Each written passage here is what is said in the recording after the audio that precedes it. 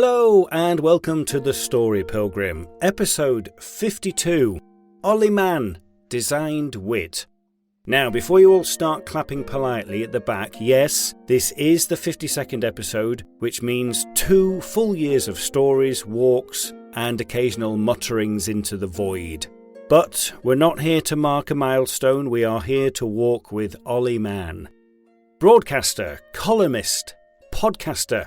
You may know his voice from The Week Unwrapped, Answer Me This, or Modern Man, but today he's off mic and on foot, giving me a guided wander through his hometown of Letchworth Garden City.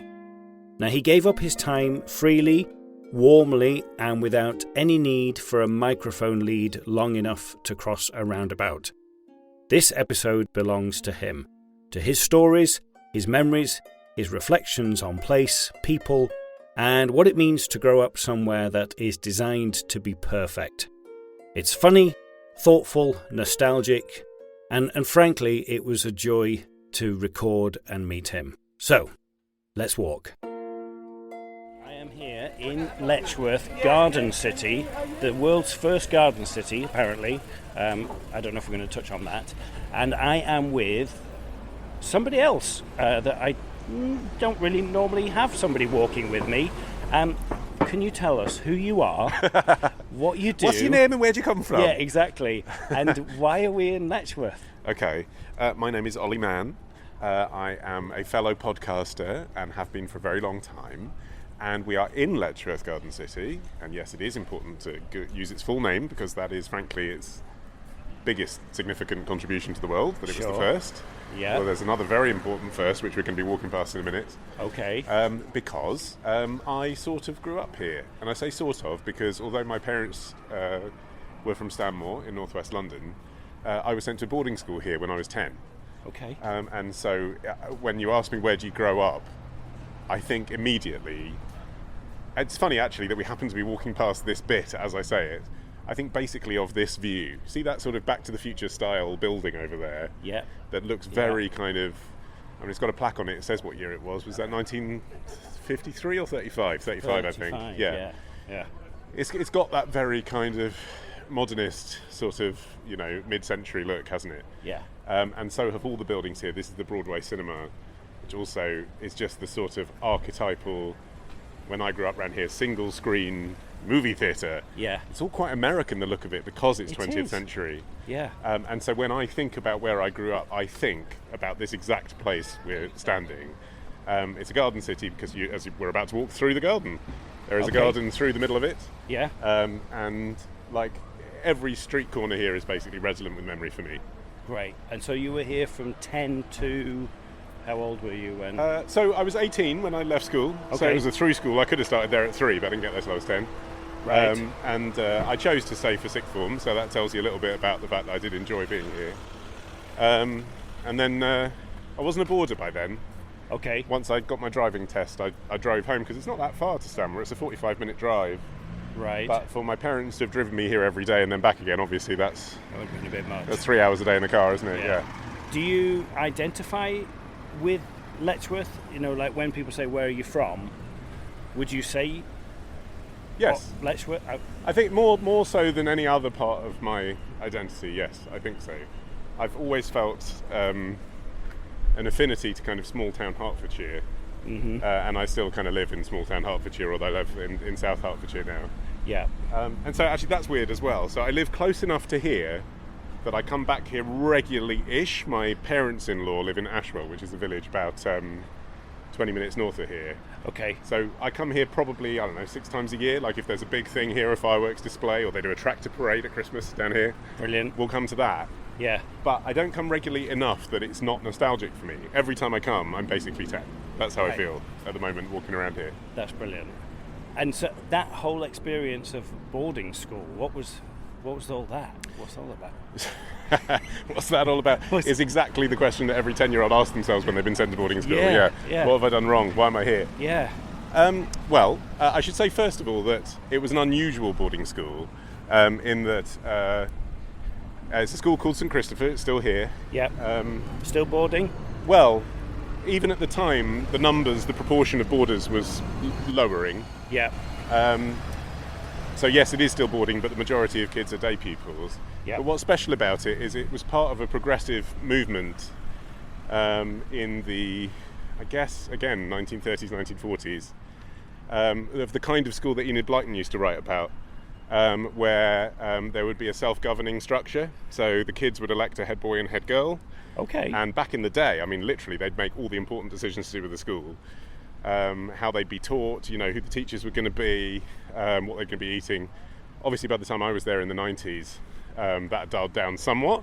Yeah. But there's still some pretty crazy shit. We had an event called Staff Holiday, when the staff, literally all the staff, apart from the head teacher and 3 office staff, would take the day off and not come to campus, and the school would be run by the sixth formers. Interesting. So it had that vibe, and then Yeah. also it was vegetarian. It's the only vegetarian boarding school in Europe, I think, that wasn't denominational. Okay. But that still obviously attracted some Hindus, for example. Yeah. Because obviously that's important, the vegetarianism. We called our teachers by their first names. It was co-educational right the way through, Yeah. including in the boarding houses. Obviously the genders weren't sharing a room, but so from that point of view, it was a very liberal boarding school. Yeah. And although I wasn't a weekly boarder, sometimes there'd be 3 weeks before I saw my parents. I also wasn't locked up there for a term at a time. Right. Okay. So, all of those things in place. Basically, the reason I got sent there was because I nearly got expelled from another school. Okay. So I went to a local posh school to where my parents are from called Belmont, Yeah. which is the junior school of a sort of wannabe prep school called Mill Hill that would love to be Haberdashers or Eton, but just isn't. Right. And I just didn't get on with it. It was very sporty, which I'm not. Yeah. It was... I spoke to someone the other day who I met who happened to go to the same school as me, and he said, I really enjoyed it, he said, but it was a school that was perfect to prepare you if you wanted a job with the East India Company in 1870, and that's basically right. Right. I kind of feel like I didn't want that, and so it wasn't right for me. Like, they'd tell me off for writing plays and stuff like that. Okay. And so, but what happens at posh school, of course, when you are about to be expelled, because I'd done some stuff, like I'd thrown a chair at someone, I'd acted out because I didn't like it, is they don't expel you. What happens is the head teacher invites your parents for a glass of port in the study. Right. And so says, we don't think Oliver's getting on very well here. Have you thought about this place? Right. And that was the best thing they ever did for me. They literally put the Wow. prospectus for St Christopher into the hands of my parents. Wow. And obviously he's pre-internet. No one in my family actually had been to private schools before my generation, so Yeah. my parents didn't know where to send me. Sure. And this school was telling them, send him here, so that's where I ended up. That's where you ended up. And it turned out to be a really good choice for me. I absolutely loved it. And all of the issues that I had before, that's the sound of a water fountain, by the way, in the background. So we're now in the centre, if you know Letchworth, of Kennedy Gardens. Again, tells you a bit about that mid-century vibe, right? This is named after JFK, Kennedy. this place. Yeah. Yeah. This is where teenagers come to get drunk and do their first sort of bits of, snogging and fingering. Okay. Yeah. So is that where you were coming to do your... Yes, to an extent, although because I was at school I had to be back in by lights out, obviously. Right, okay. But yeah, there was a pub down there, I'm sure it's still there, called The Tavern, which was the place you could get served when you were 14, so yes. Right. Okay. Do you have siblings? I don't, and that was another reason why boarding school was great for me, because, it's instant family, isn't it? Yeah. I'd always wondered what it would be like to have brothers and sisters, and suddenly, age 10, you're in an environment where you live with people, share your whole lives with them. Yeah. And actually, the woman who ended up becoming my wife, I met when I was 10. You did? We did. We didn't start going out till we were 22, but we did. Okay. So she was at my school, and were you aware of her at the age of 10? yeah, but not interested. Okay. I was friends with her by the time we were, say, 15. Yeah. And my best mate, who was best man at my wedding, I was sharing a room with him, age 10. Okay. So, yeah, it had a massive impact on my life. This road we're in now is called is it the Broadway or the Broadway. Boardwalk? I think it's the Broadway, isn't it? Broadway, yeah. So, Letchworth was designed as a place where people, this theory you hear now about the 15-minute city. So you could live, the idea was, in Letchworth, get everything you need within walking distance, which we've just done. We've just walked from the town centre. You've seen the cinema, you've seen the park, and then here we're in a residential street. Yeah. So the theory is you could live here, there'd be a school within walking distance, there'd be a church within walking distance, there'd be a pub within walking distance, there'd be a town centre within walking distance. You wouldn't have to get in the car. Yeah. Because of the benefits of the natural world to people's mental health. The whole place is a little bit hippy-dippy, Sure. hence why the Quakers who set up the school that I went to founded it here. Right. Of course, what's happened is that this street that we're now on, you can probably guess how much these houses are worth. Oh, these are big houses. These big houses, I mean, Yeah. you know, what seemed like you were out in the sticks 100 years ago, now, you know, you're still 35 minutes to King's Cross. Yeah. And you've got here 5-bedroom houses with private parking spaces that are 5 minutes walk from the town centre. So these are all worth like in excess of £1 million each. So it's a different kind of world now. Yeah. But the theory of the town layout is still the same, isn't it? It's still very seductive, I think. Yeah, very much so. Honestly, they improved the idea of the Letchworth Garden City when they built Welwyn. Right. Welwyn Garden City pulls it off better. Yeah, okay. Letchworth, you kind of leave this street and then you kind of could be anywhere, really. Right. The sort of philosophy of it doesn't quite carry through in the same way that it does in Welwyn. Okay.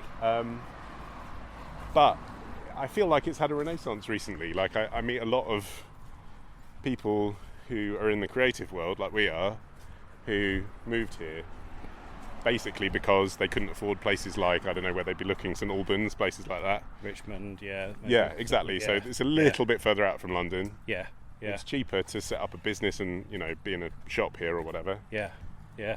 And so it's kind of become, I hesitate to say cool. Yeah, But definitely, no. we've just been in the town centre, right? There was a sort Yeah. of vegan restaurant. Yeah, it was A lot of great. trendy coffee shops. I mean, that's a great bookshop as well.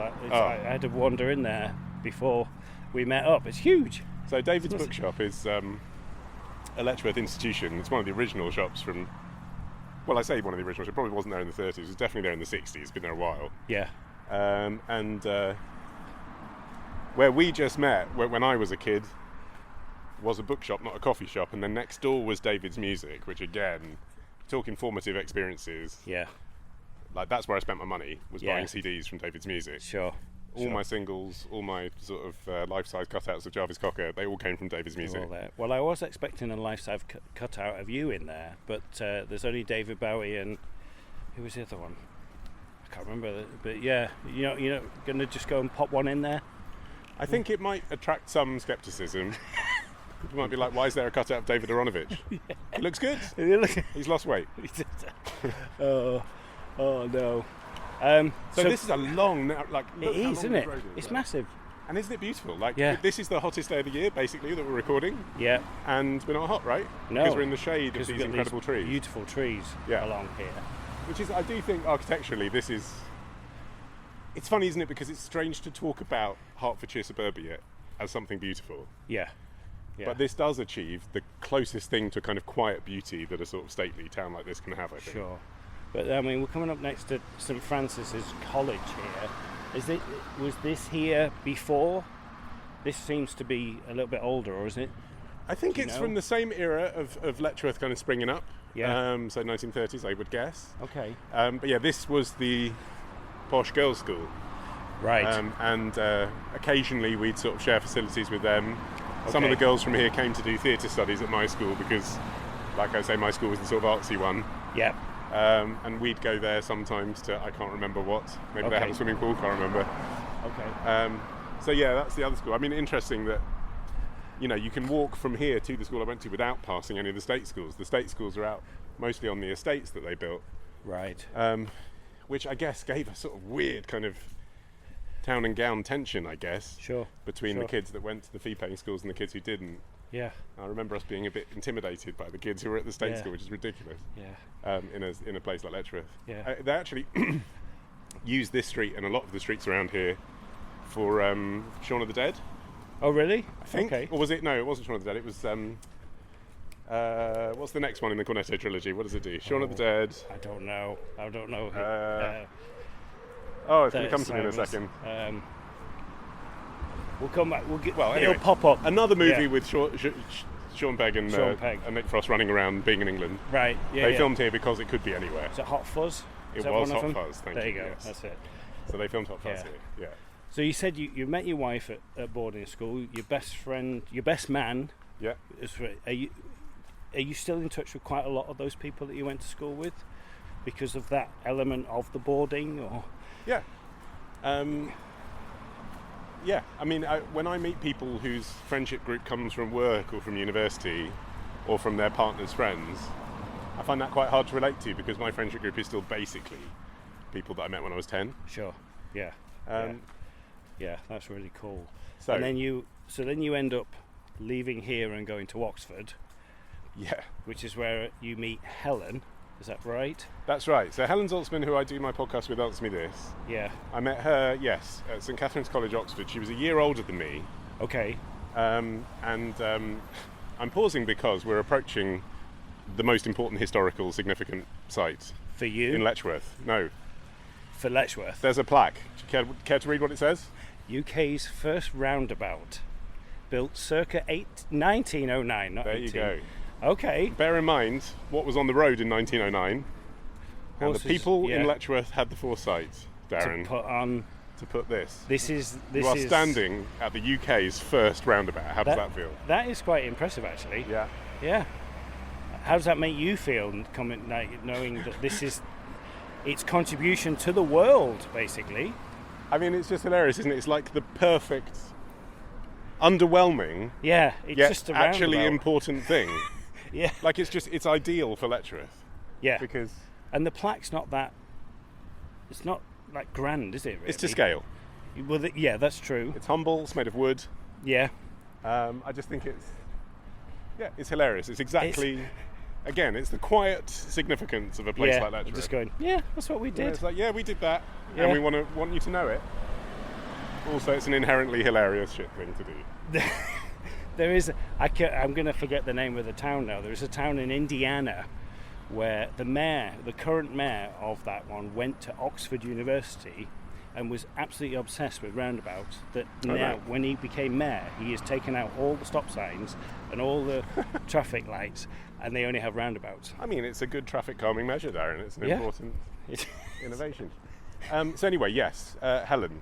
Yeah, she was my college mother. We had this weird system at St Catherine's College where it was a nice idea, really. It was to introduce the freshers to the kind of student way of life. Sure, yeah. They would take the people in the year above the freshers and nominate them parents. Okay. So when you arrived as a fresher, you'd be assigned a father and a mother. Yep. And the idea was they'd have 3 or 4 kids between them. Oh, okay. And so you'd have a group of freshers that you all had something in common with. Okay. And then you'd all go out for dinner or drinks, and then you'd have someone you could have as a kind of mentor, hopefully, who'd be in the year above you, which is a nice idea, but obviously really what it was an excuse for mostly the college dads to predatorily prey on the fresher girls who arrived. Okay. And the granddads? Yeah, exactly. Okay. The granddads didn't get involved generally. Okay. By that time, I guess they weren't interested. Mainly 2 years courses. Mainly 2. No, it was 3-year courses. The grandparents weren't bothered. Oh. But anyway, got too old. Helen was my adoptive mother. Oh. Because the college mother and father abandoned me when they realised they didn't want to sleep with me, I suppose. Oh, and Helen seemed like fun, and I crashed her college children's drinks. So are you saying that Helen did want to sleep with you? No, I think it was just she seemed fun. She also could cook, and she had like a portable... I don't know what it was. Like, it was from the 1970s. It was like, now it would be a Ninja air fryer. Right. But in 2002, it was a 40-year-old plug-in thing that you put on the floor that could definitely catch fire and kill you. Wow. Which you could cook in. Yeah. Because at Oxford, a lot of the student accommodation don't come with kitchens because you're supposed to eat in the hall. You know, sort of Harry Potter style. Oh, yeah. Which is a lovely thing to do, but sometimes you actually don't want a 3-course meal that you have to dress up for. You want to have cheese on toast. Yeah, exactly. And so there's like this little kitchenette, which you can't make much in, but Helen had this thing, so she would like roast a chicken in her room. Yeah. So I remember going to that. Wow. And just to say, we've literally just stepped off Broadway, off the first roundabout in the UK, and we're surrounded by just beautiful wood. Yes, brambles and whatever. Yeah. Edge of suburbia. Like, that's what I mean. It doesn't carry through the Garden City idea, does it? No. Suddenly we're in suburbia. It's like doomph. Yes. Yeah. It's beautiful. Actually, this building up here on the left is a hugely significant building for me. Okay. Because this was known by students at my school as the CPO acronym, Corner Post Office. You'll see there's still a postal box outside. Yes. Yeah. And the CPO was the sweet shop, basically. Okay. And it's not like, I went to school with Roald Dahl and all we had was, cinnamon bonbons to get excited about. But when you're at boarding school, your cash is dictated by what the house parents are willing to give you. Yep. Which again is a good idea because it stops parents that come from wealthy backgrounds. I mean, everyone came from a relatively wealthy background, but it stops parents saying, here, have 100 quid when you go to school. So it's all doled out. Everyone's got the same money. That's good. But actually, what can you do at the weekend? You've got a fiver in your pocket. Where are you going to go when you're 14? I'd sometimes get the train to Welwyn or Stevenage. Yep. But generally, I came here to the sweet shop. Okay. So this was the hangout. And you could also, my school's only a 5-minute walk from here. So in break time, kids would come here. They'd get a buttered roll for 20p, and you could fill it with crisps. Brilliant. So a chip butty affair. And then sit on the bench, which was here, and is no longer there, I'm sad to see. Yeah. You see where that bit there, where the grass is just decimated slightly? Yeah. That's where the bench would be. Where the bench was. Okay, this is now a private house, so that's why... Oh look, they've even got a plaque. They do. 1850 to 2018, the old corner post office. That's brilliant. There you go. It's really quaint, isn't it? How does it make you feel being here? Oh, it's great. It's funny, because I had a nice time at school, like I say, it's all kind of nostalgic. Yeah. A lot of what I do now essentially started here. And what Helen and I went on to do was make a podcast, which obviously wasn't a thing in 1991 when I came here. No. But a lot of the seeds for that were planted here. So one of the things that I did in my school... Actually, I'll tell you what, if we walk down that one, because obviously some of this is private property where the school is. Yeah. One of the boarding houses I grew up on is off that road, so we can walk down the road. Yeah. One of the things that I did at school that I got really into, and it was thanks to a teacher called Dennis Ricks, who was my English teacher and very astute and could see that what I needed was exactly what I didn't have at my prior school. Someone just to say, oh, you like writing stuff, that's good, do this. Brilliant. And he came up with an idea of doing a school newspaper. Okay. We had this, like once a week, there was this session called Guilds. Yeah. So instead of English or maths or games or whatever, in the timetable there was an hour called Guilds.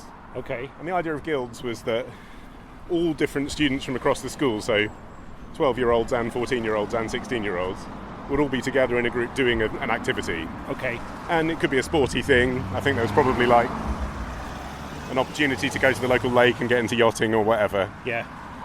Litter picking, all that sort of stuff. And anyway, one of the things that Dennis Ricks created was the school newspaper. Yeah. And you're only supposed to do it for an hour a week at this Guilds thing. Just write an article about your life at the school, and then he'd publish it in Microsoft Publisher in this 4-page thing. Brilliant. Sheet of A3 folded in half. Yeah.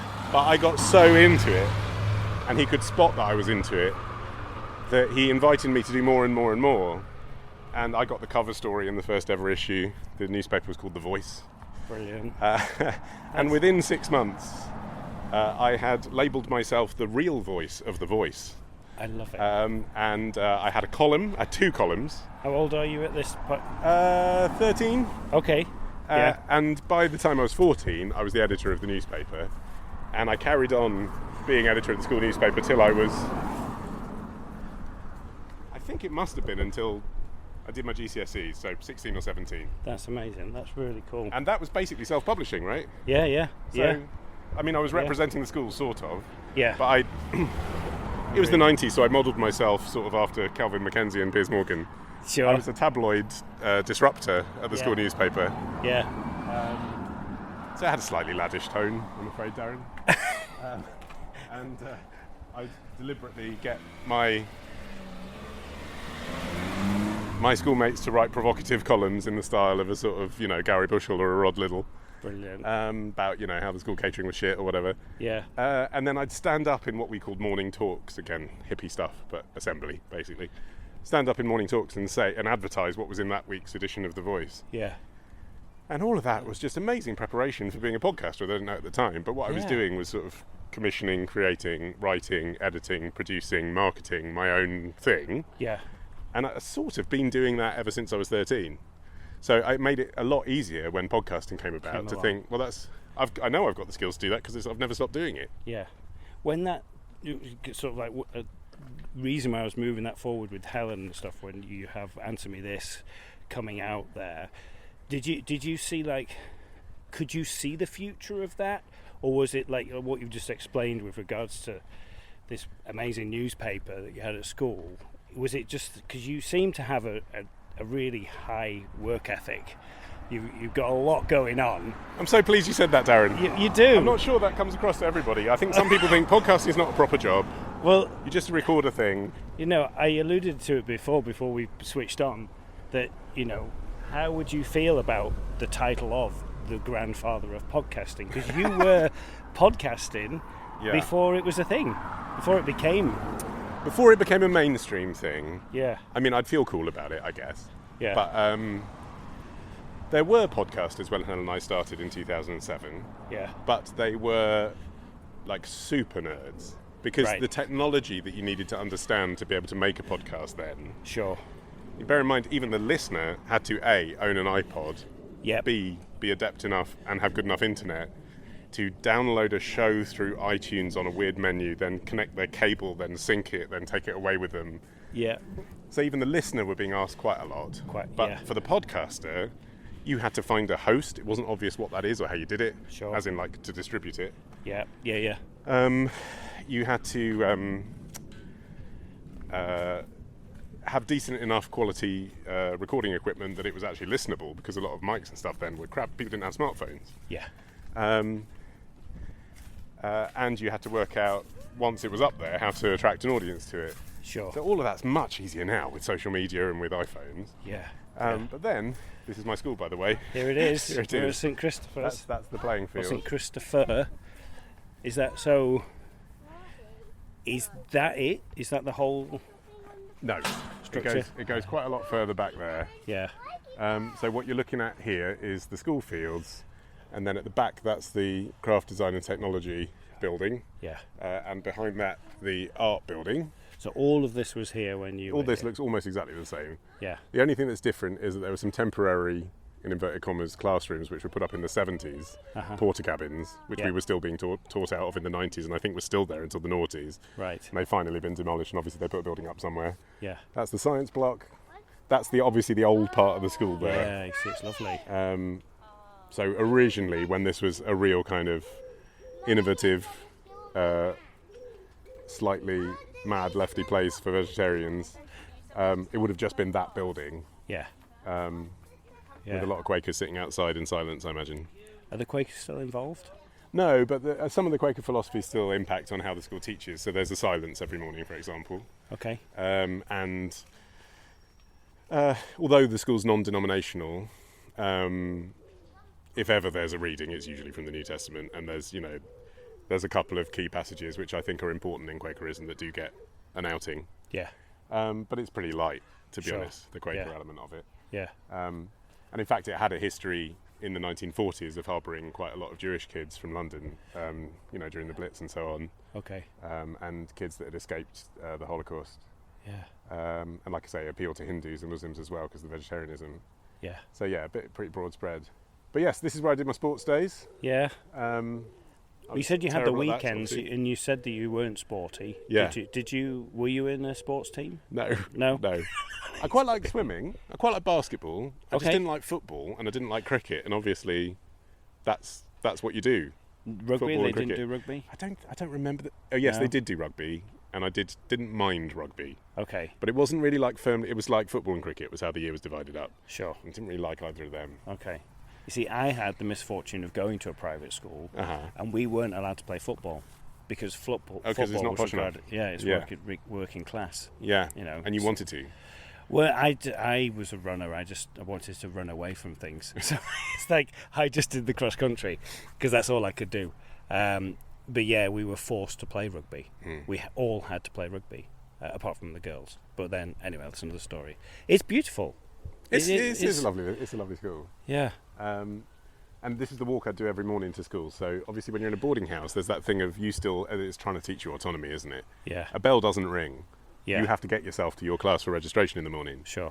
And actually I'd be late every day. And the teacher would always be like, how are you late, Ollie? You've literally had to walk 5 minutes from over there.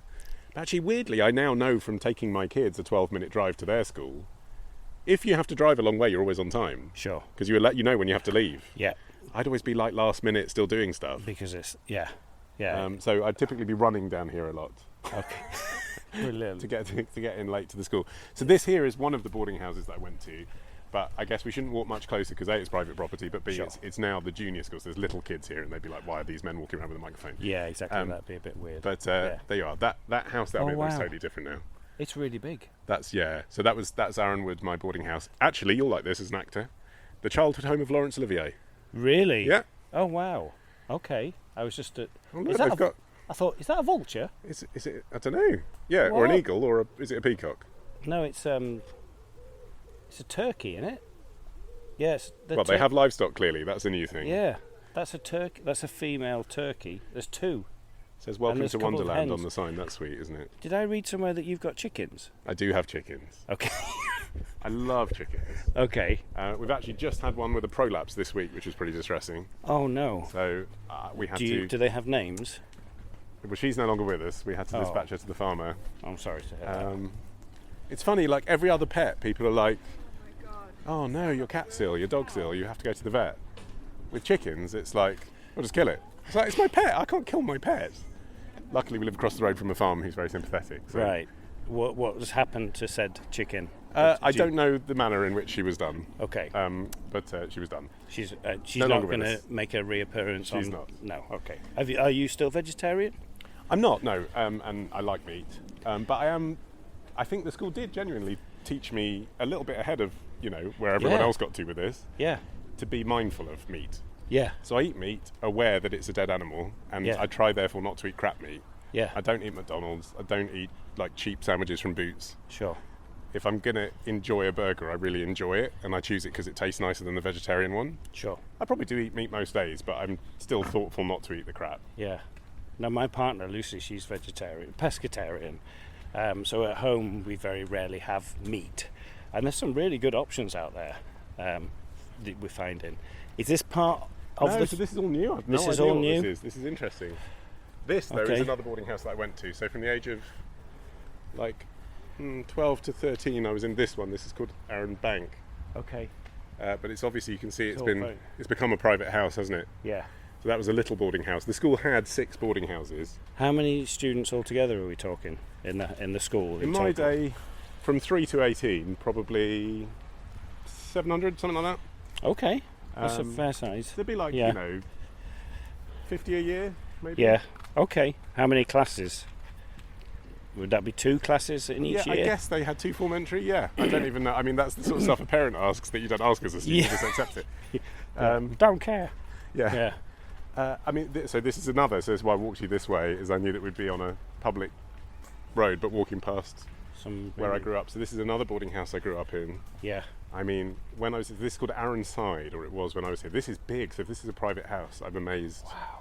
Yeah. I'm amazed that anyone can live. You can see it used to be a boarding house because all the fire escapes and everything. Yeah.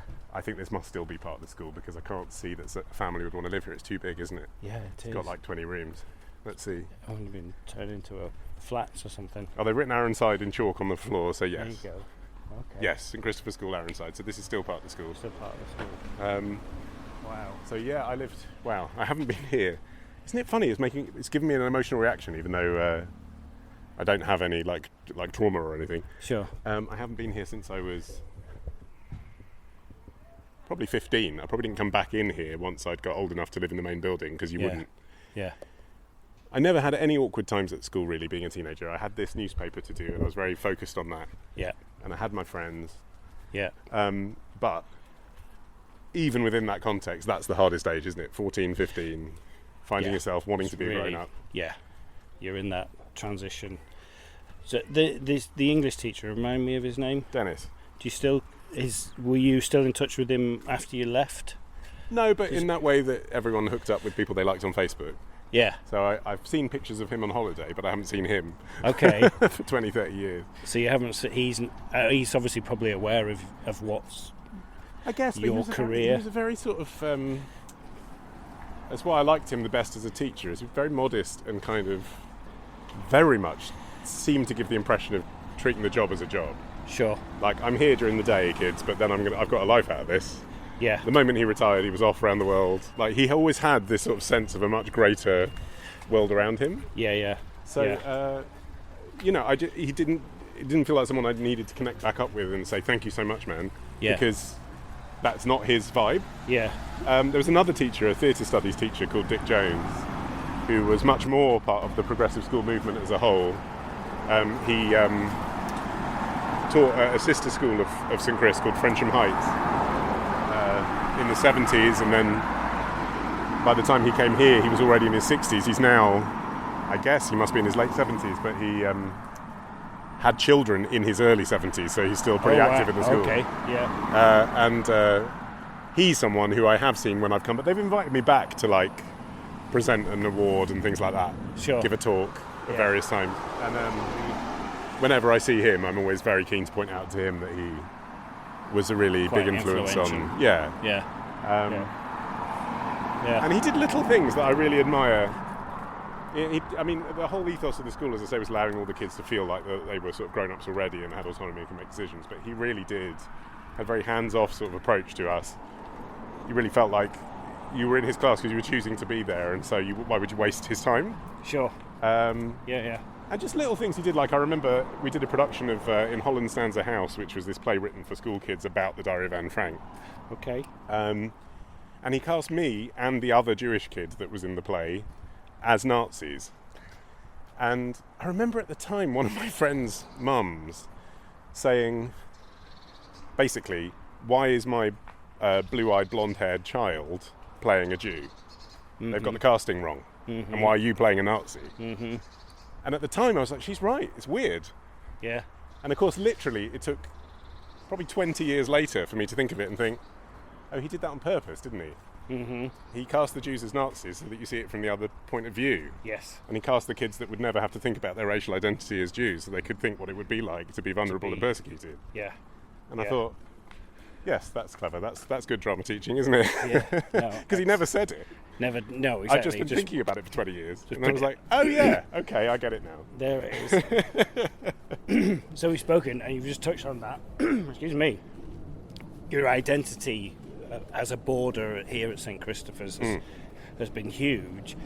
You're touching on, as a Jew, how's that fitted in to Olly Mann today?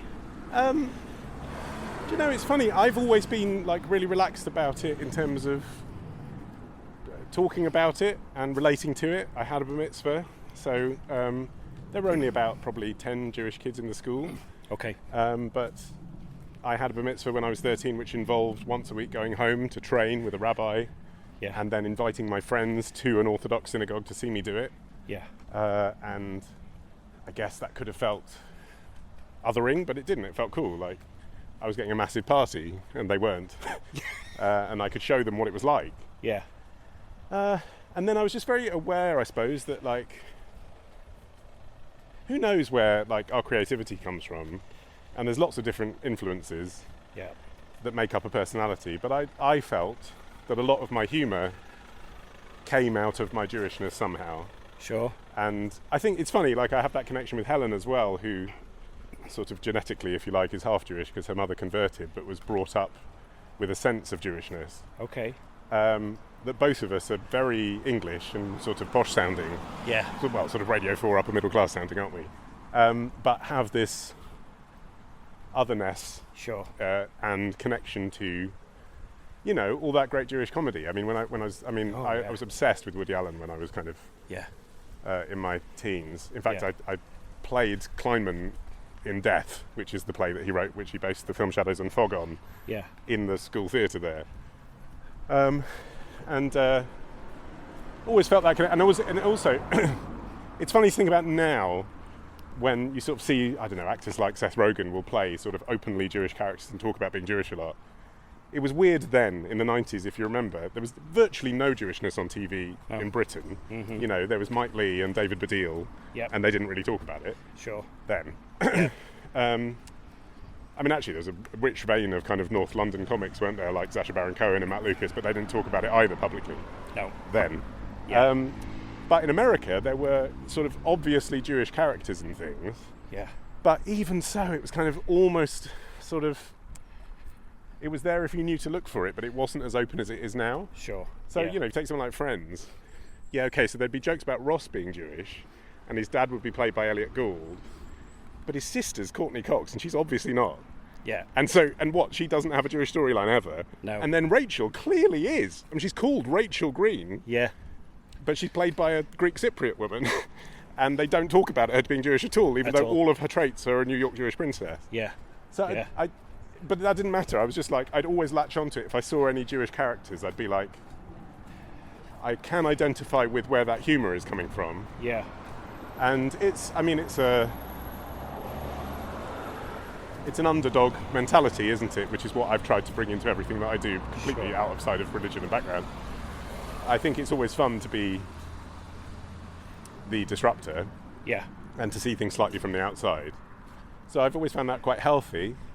But then in terms of faith, I mean, I don't have a faith, don't believe in God, married someone who isn't Jewish, chose not to try and bring my children up as Jewish in that kind of way, didn't have them circumcised, don't do Hanukkah and Passover. They're not getting a big birthday They're not party. getting a big bar mitzvah. No. Because they're not Jewish in that sense. They're not anyway, because if you're Orthodox, it goes through the maternal line. So she'd have to convert like Helen's mother did. Right. I don't believe in it. Why am I doing it? Yeah. But I think it's really important that they understand that that's the tradition they came from.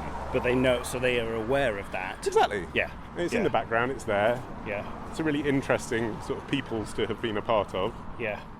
And, I guess, I mean, because I met my grandparents on my mother's side, whose family had perished in the Holocaust, having that sense of it being a really important part of their identity, meant that it would be really disrespectful to not acknowledge it. Sure. Yeah. So, that's kind of where I am with it, really. So I don't think about it often. Right. And on a personal basis, I haven't received much anti-Semitism, to be quite honest. Okay. I've always felt pretty accepted. Sure. And I've always felt like I'm able to bring that part of my background to everyday life, like someone who's from any other background. Yeah. That kind of, I've got two questions that I want to ask, and I'm like, which one do I go to now? Yeah. I know the feeling. Yeah, I think so. You, like, even from what you've described with the newsletter, with the voice, you were saying, I get my other friends to talk about this, to get them out with that. Yeah. I also did this sort of, again, it's interesting, it sort of prepped me to be an LBC presenter ultimately. I did this column called The Voice Box. Okay. So I said I called myself the real voice of the voice. Yeah. I mean, it's ridiculous kind of chutzpah, really, but this is a 13-year-old with a dictaphone in school. I love it. I'd go up to students in school who are much older than me. This is the thing that I really, again, looking back on it, trained me so well to be a podcaster. Do the thing that you're doing now, right? Yeah. Shoving a microphone in my face. Yeah. At 13, I was shoving my dictaphone in other kids' faces and saying whatever the question of the week was. What do you think of the school lasagna? You know? Yeah. Is our geography teaching up to scratch? Should we be wearing this uniform or whatever? Yeah. And I'd go round and the older kids loved being in the paper. Yeah. Because even though it was kind of produced by the 13-year-olds, and that wasn't cool, the voice box column on the back, sometimes I'd put them in swearing, you know what I mean? Yeah, I'd put them in being a bit spiky and contentious. They didn't actually have to contribute anything or be intelligent or articulate, really. They could, even if they shrugged their shoulders at me, I'd put that in. Yeah. And then their friends would think that was funny. So Brilliant. they all spoke to me and thought I was kind of charming and interesting. Yeah. And that was an amazing training in like how to approach people, how to build a rapport with people. Yeah. And of course that is sort of phone-in radio, really, isn't it? That was the column that I did. Yeah. And you've also like incorporated that into your podcasts, as particularly like The Modern Man, where you are giving an opportunity for people to get their stories out. I mentioned to you before, I love the fact that you say there is a story on every corner. Everybody has a story to get out there. Yeah.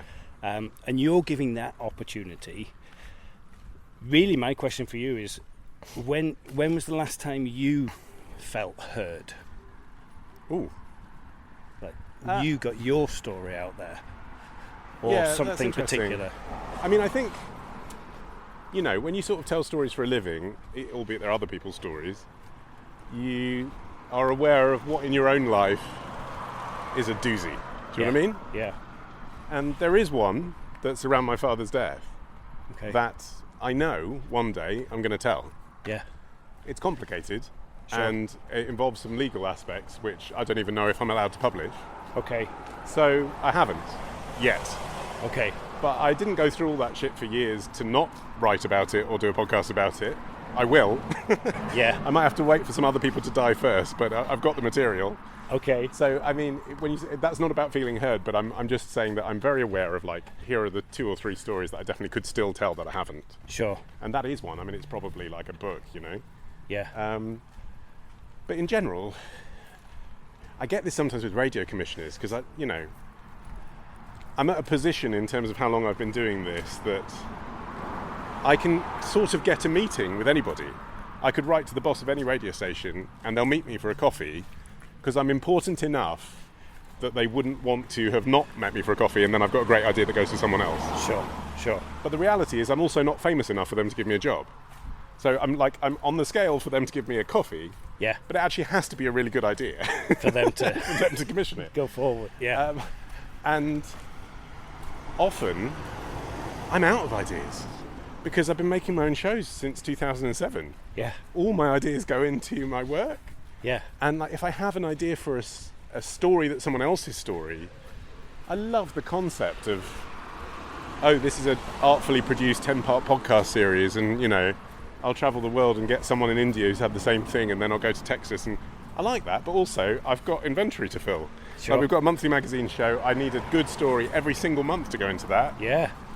And then anything about something that happened in the past goes into Today in History with the retrospectors. Yep. Anything about sex and relationships goes into the Modern Man sex section. Yeah. Any kind of trivia goes into Answer Me This. Like, I'm out. You know what I mean? Yeah.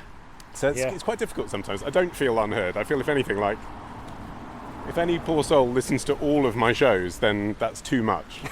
Like, they're not designed for you to listen to all 5 of them. It's too much me. And is it all you? Like, are you making those decisions yourself? Is there like with each podcast you've got Olly as well in the Modern Man. You've got Aaron, and are they helping out with all of that? Totally, yeah. Of course. No, for shorthand, I'm saying it's me because you're interviewing me. Yeah. And sometimes I get frustrated because I think I do a lot of work behind the scenes on some things that people don't even realise I do. Of course, yeah. Helen gets frustrated because a lot of people think Martin produces Answer Me This because he's billed as Martin the Sound Man. Yeah. He doesn't. He produced some jingles in 2007. He sometimes now writes songs. Yeah. But basically he turns up to the recording and is a bit funny. And Helen does the button pushing edit. Right. And I do a draft or 2 of the kind of paper edit. And we've always worked like that. And so you can't hear in the final thing who's done what, really. Yeah. It's all a team effort, definitely. And Matt Hill, the producer that I work with on my other shows also, particularly on The Modern Man, a lot of what you're hearing is him and his taste and sensibility. Yes. But I'm also involved in nothing goes out that I haven't listened to at least twice. Yeah. And thought very carefully about. Yeah. Apart from The Week Unwrapped, which is the weekly news programme that I do. Yeah. That I treat personally as a kind of as-live radio show.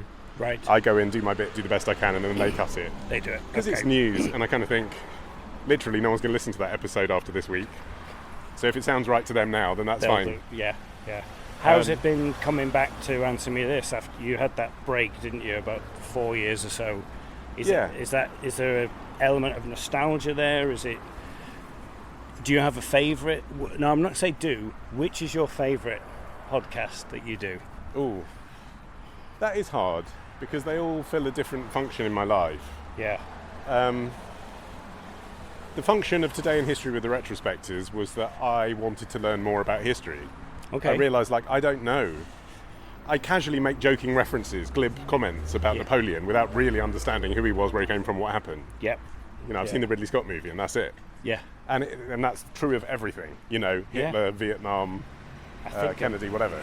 And I really wanted to understand history more, and I thought, for my brain, the best format for that is you're making a podcast about it today.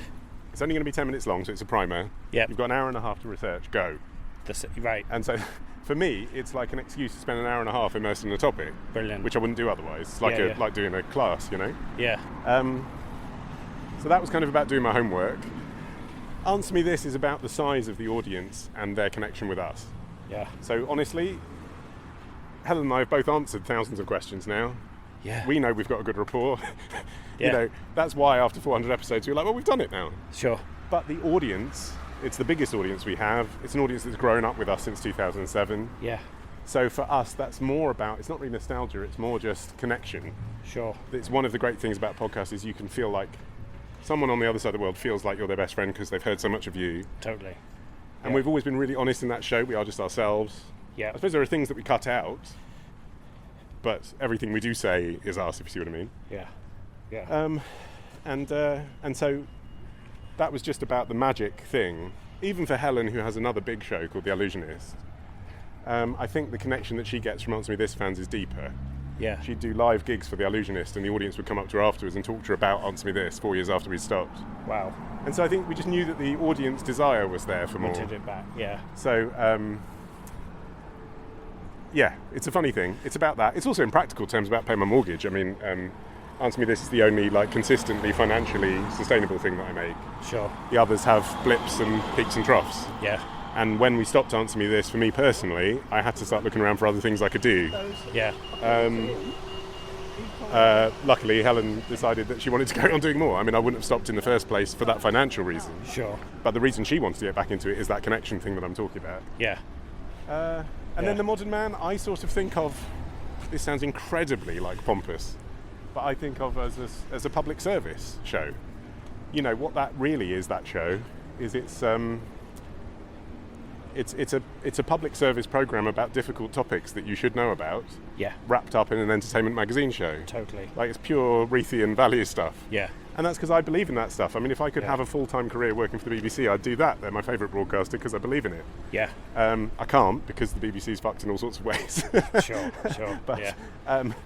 I can take those values and make them myself. Yeah. And so even though we have advertising and it's a commercial show, at heart it's not a commercial show.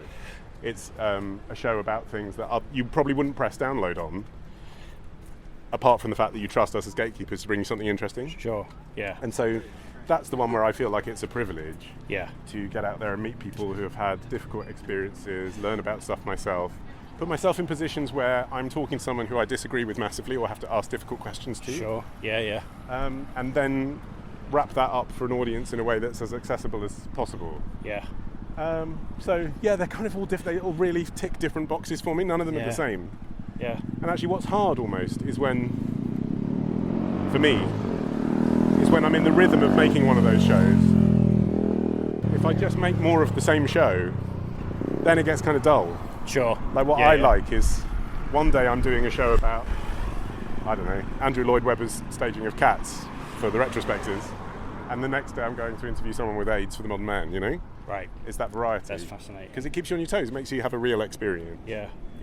And also, I think listening. I mean, I realise that people don't know who I am, have listened to this episode, will think I just talk a million miles an hour and don't listen to anything.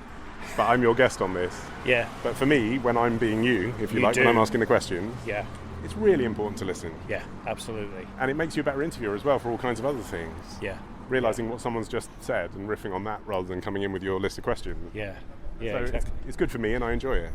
Brilliant, yeah. Is there any... You seem quite ambitious. Are there any ambitions that are still out there? Yeah, it's funny that question because it's a slightly painful question because the thing that my dream job was presenting Saturday Live on Radio 4. Okay. And I got to do it for 6 weeks. Yeah. So again, it's that thing of being famous enough for them to take the meeting but not famous enough for them to give you the job thing. Sure. I was so excited to have those 6 weeks doing Saturday Live. It was in 2023. Yeah. My grandmother died actually whilst I was in the middle of doing it, and wow. That was I don't know if you know, but in Jewish funerals it's all very quick. Yeah. They're in the ground 2 days after they die. Yes. But literally went to her funeral, got the train to Cardiff, went and did a light-hearted magazine show for Radio 4. Wow. Tried my absolute best, and then in the style of the BBC just heard absolutely nothing. And I think it's because, and I think I did a good job listening back to it. I don't think it was my best work or anything. Yeah. But I think, I know that I'd be a really good presenter of that show. Sure. Okay. I don't think those 6 weeks were amazing. I think they were fine, 4 stars, you know. But I think what it was, and this is the thing that makes it's almost harder to have done the thing you really want to do rather than never have the opportunity. Sure. I think ultimately it's because I'm not Welsh. Right. So they gave the job to Hugh Stevens, who is Welsh. Yeah. They're in Cardiff. They have to justify being in Cardiff. Yeah. And John Kay, who lives in Bristol, so can drive over quite easily. Not to say, by the way, they're not excellent presenters. They're both brilliant. Exactly. And I'm totally fine if they got the job over me anyway, if it was all things being equal. Yeah. But I suspect it was about geography. Sure. And they were spending £200 more on me because they were putting me up in a hotel. Yeah. And that's just so BBC and so heartbreaking that would be the reason, because, of course, if they'd said, Ollie, would you pay for your own hotel? I'd say yes, because I'd get to be the presenter of Saturday Live. Sure. I would pay you to do that job. But of course they would never ask you that question. They'd just rather not have any email communication with you at all, because then it's nothing that can come back on them. Yeah. And so that was hard, because I think there's few opportunities that are all of the things that I love in one thing. You know, real people, celebrities, entertainment, light and shade, live radio. Basically Saturday Live is it. Yeah, yeah. So that was my ambition, and I did it. Yeah. And now I'm not doing it.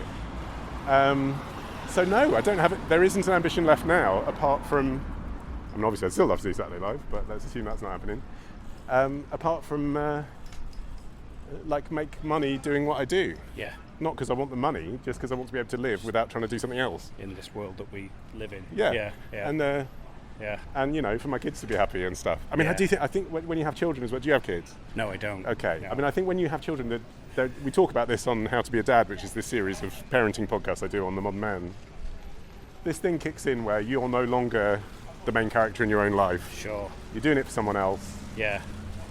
Literal kind of hormones kick in, telling you've got to go out there and make money, you've got to support, it's all about them.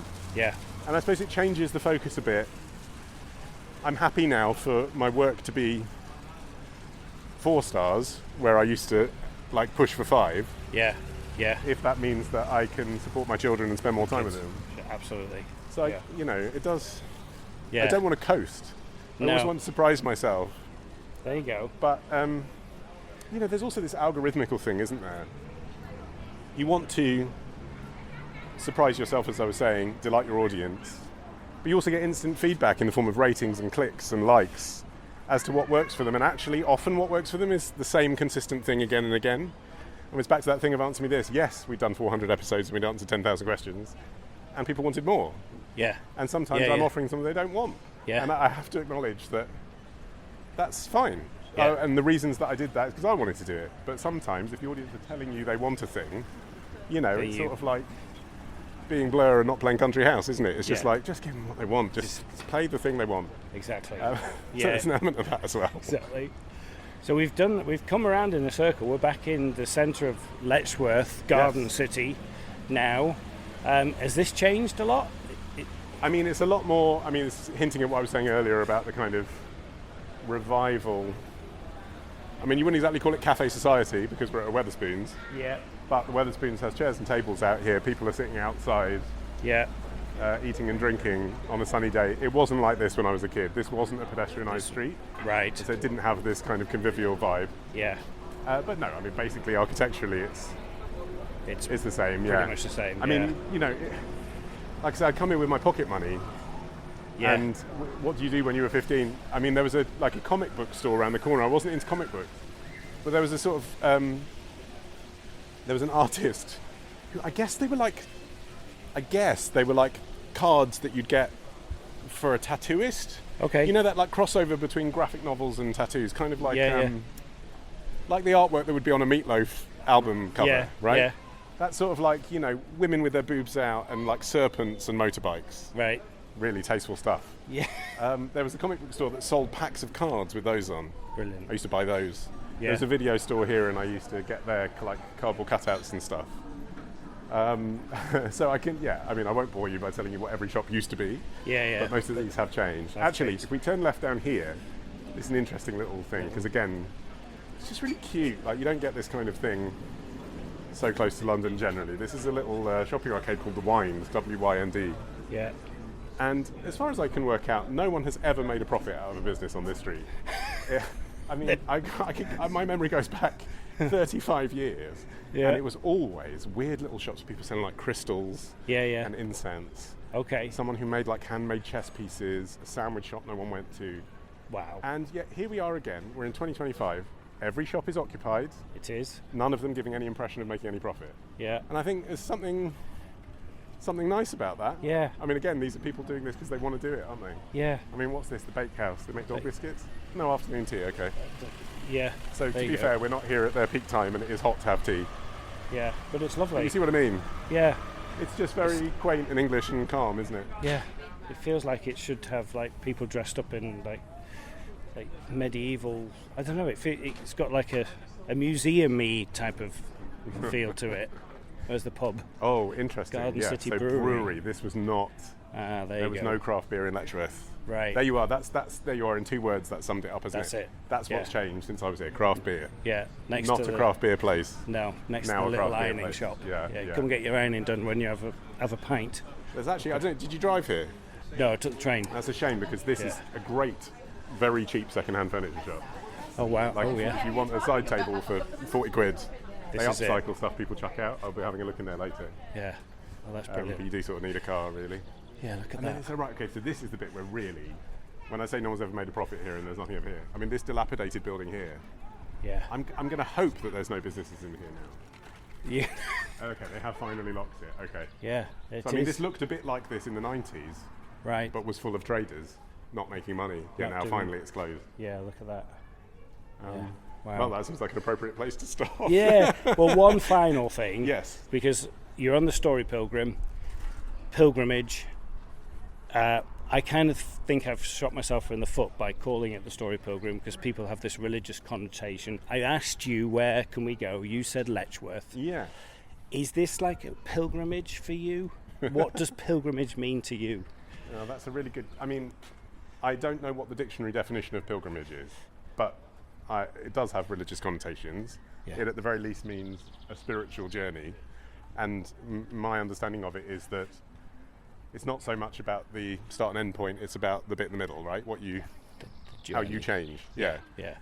So no, I guess this Letchworth is not a place where I feel like now I'm still developing as a person by coming back here. Yeah. But it does feel not so much a pilgrimage as a shrine, if you're going to choose a religious metaphor. Yeah. Because it's my childhood. Yeah. And I do think there's something inherently nostalgic about the architecture of the place. Because it was designed in the 20th century, it was designed for cars. That's why there's a roundabout here. Yeah. You know, it was designed after American cities had been built in a way that most British cities don't have the luxury of having done. Sure. You know, that we had our own template for how a town should look from, you know, whatever, 1600, 1750. This was built in the 20th century, so they'd already seen, you know, New York. Yeah. And they had a sense of, like, grid layouts, they had a sense of mixing that green space with the town. Yeah. And so that style of architecture where there's a clear town square and a gathering place is inherently a nostalgic place to be if you grew up there. Yeah. So that's what I'd say, really. It's like, it always makes me happy coming back here. And so, you know, and what's that nourishing, really? Like my soul, to an extent. Yeah. You know, it makes me feel profound things because I remember being 10 walking around here. Absolutely. Even though I acknowledge, as I said earlier, it's a sort of inherently ridiculous place. It's essentially a suburb of Cambridge. Well, thank you so much for taking time out of your busy schedule, you know, not just the work that you do, but your family as well. I really appreciate that. It was lovely to meet you, Darren. Yeah, you too. I really enjoyed the show that I listened to, and I'm looking forward to people finding this. If they want to find me, by the way. Well, this is it. I was going to say, where we've mentioned quite a few of them, but where can they find you? There's links to everything I do on my website. Is probably the thing that will stand the test of time the best. Yeah. So Olly, Olly, Mann, MANN.co.uk. Wonderful. And on there it says you've got 5 goldfish. Still got 5 goldfish? No, I think we're down to 3, sadly. Down to 3. Okay. Don't even get to take those to the farmer. Those just get flushed down the toilet. I really appreciate your time. Thanks so much, Olly. Thank you, Darren. That was Olly Mann, walking, talking and generously sharing his hometown, his memories and his mind. If you only know Olly for his podcasts and radio shows, you will know that there is a man behind the mic who thinks deeply, walks steadily and tells a story with a sideways smile. He didn't have to say yes to this, but he did, and I am so grateful. And with that, we reach the end, not just of our walk through Letchworth, but of Season 1 of The Story Pilgrim. 52 episodes, 2 years, and a trail made of stories, not stats. Season 1 has mostly been about places and how I felt in them. But this final episode is a turning point, a quiet nudge towards what's next. When Season 2 arrives in 2026, the focus will shift. Less on me, more on you. I'll be walking with others, with friends, strangers, familiar voices, and asking not just where they're walking, but why. What matters to them, what makes them tick. So consider this not a farewell, but just a well-earned breather. The boots, they're not going in the cupboard. They're actually probably going to go in the bin because they are well worn and I do need a new pair. Thank you, Olly, and thank you to everyone who has listened, walked alongside, or quietly nodded on a park bench. The Story Pilgrim was written, walked, talked, recorded, edited, directed, produced by me, Darren Hill. Anya Backer has been so consistent and so wonderful on Sean the Harp with her amazing music. For more about me and Anya, search us out on the socials, go to thestorypilgrim.com, read my blog, share all of this around. Thank you so much for listening. I will see you in 2026. Until then, keep listening and buen camino.